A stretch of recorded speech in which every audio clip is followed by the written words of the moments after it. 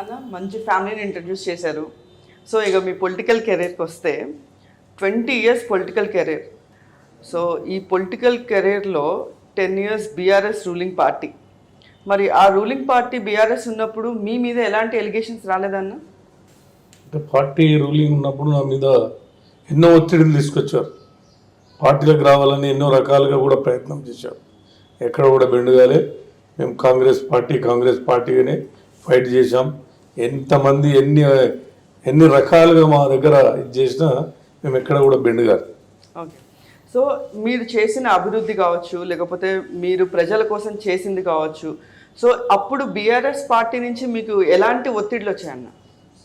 అంటే డెవలప్మెంట్ యాక్టివిటీస్లో మేము ఖచ్చితంగా ఫైట్ చేసి గ్రామ అభివృద్ధిలో ముందుండి పోరాడి అన్ని సమస్యల మీద ఫైట్ చేసి వాటిని సాధించుకున్నాం.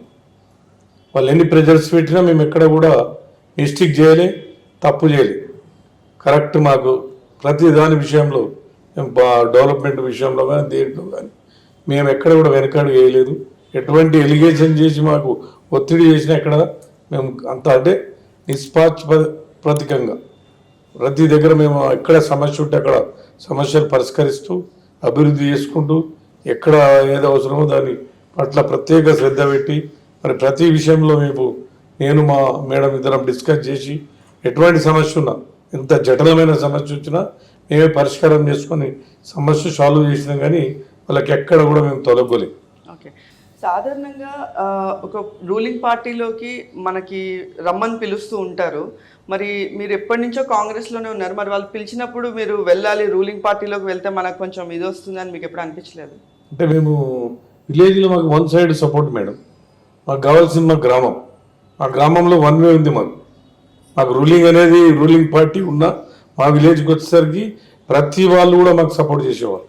మేము డెవలప్మెంట్లో అన్ని విధాలు సహకరించేవాళ్ళు.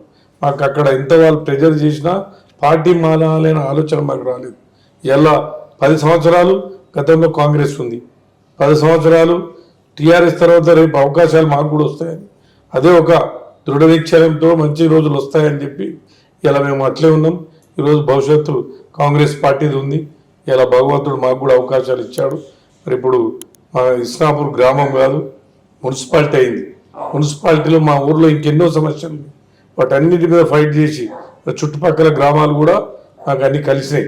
ఒక పెద్ద మున్సిపాలిటీగా ఏర్పడింది ఇస్నాపూర్. మరి వాళ్ళ ప్రజలందరూ కూడా మమ్మల్ని ఆదరించి అభిమానించి ఆ భగవంతుని ఆశీస్సులతోటి మాకు మళ్ళీ అవకాశాలు ఇస్తే 100% గతంలో కంటే కూడా 100 రెట్లు అభివృద్ధి చేయడానికి మేము వెళ్ళలా పనిచేస్తాం.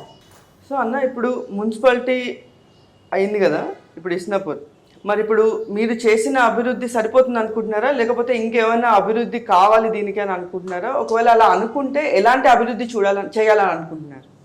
అంటే మేము గ్రామం ఉన్నప్పుడే అంత అభివృద్ధి చేయగలిగాం. ఇలా మనది మున్సిపాలిటీ అంటే మాకు స్టేట్ ఫండ్స్ వస్తాయి, సెంట్రల్ ఫండ్స్ వస్తాయి. మున్సిపాలిటీ అంటేనే ఒక ప్రత్యేకంగా రాష్ట్ర ప్రభుత్వం కూడా ఒక డెవలప్మెంట్ ఫండ్ ఇస్తుంది. మరి గతంలో కంటే కూడా ఇంకా అభివృద్ధి చేసే సత్తా మాకుంది కాబట్టి అవకాశం ఇస్తే ఎన్నో సమస్యలు ఉన్నాయి. బట్ అన్నిటి శ్రద్ధ తీసుకొని ఇంకా అభివృద్ధి చేయడానికి ప్రయత్నం చేస్తాం మేడం.